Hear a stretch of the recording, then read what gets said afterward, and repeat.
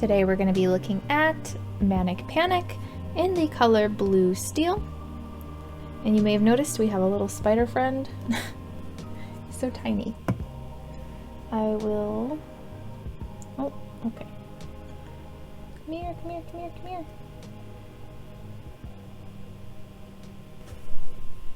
Alright, spider is safe. So, you may notice that my swatches are labeled 1 through 12. That is not going to be synonymous with hair levels.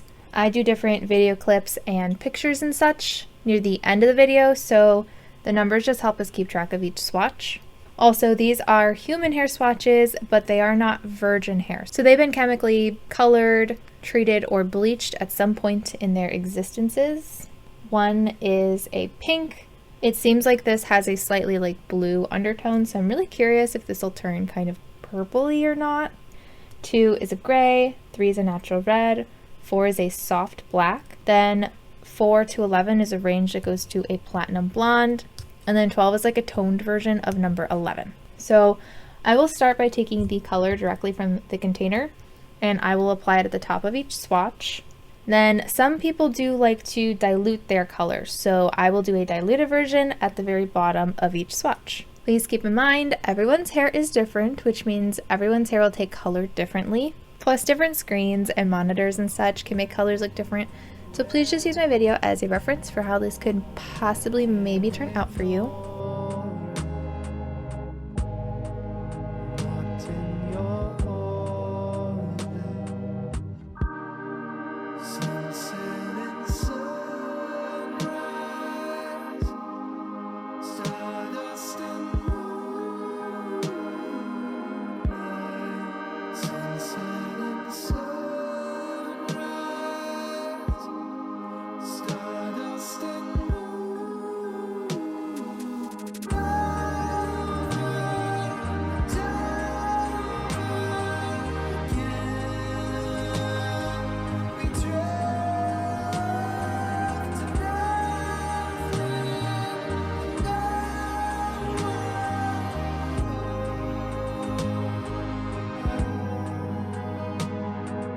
For the diluted section, it's going to be a 2-to-1 ratio. So it's going to be 1 part of the color to 2 parts diluter. Now, if you don't know what I mean when I say diluter, my quick, simple answer is that diluter basically lightens the color of a semi-permanent dye. Each brand will usually sell their own version of a diluter that you can use to keep the same consistency, if that makes you feel more comfortable. To keep things fair between all my videos though, I will just use a plain white conditioner to dilute.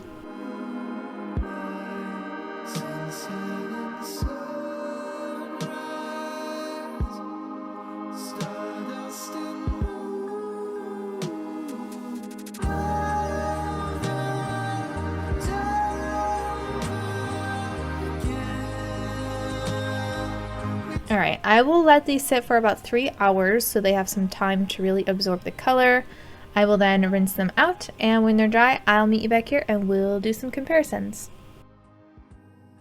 Alright, I wasn't totally sure what to expect with this one because on one hand I assumed it'd be kind of on the gray side, but because it said it was blue, wasn't sure if it'd be more of like a periwinkle, but I would say it definitely is a shade of gray. Number 1 was originally pink. The blue in the color, I don't know if I'd say it necessarily turned it purple on top, but it does have a slightly more purpley look compared to maybe these swatches over here, but I also can still see some of the pink coming through, so I would say do a different shade of gray or have your hair a lighter pink if you're going for covering up a pink. The diluted section didn't seem to do much. It might have changed the undertone a little bit, but still overall looks pink. 2 was the gray originally. To me, it looked like the top did darken a little bit and change the undertone, did make it a little bit more cool toned. I'm sure similar things happened on the bottom, but since it was gray before, it's a little bit hard to tell. 3 was the natural red. So 3 along with 5, 6, 7 7 and 8 probably all had a similar outcome, where the gray did change the undertone on top a bit. It kind of ashed it out a little bit more than it was previously, but it's definitely not gray. This color seems to be a lot better for lighter hair. So if you're going for a grayish look, I would definitely only use this if you have lighter hair. You start to see it working a little bit more on number 9 and then onward, but in my opinion,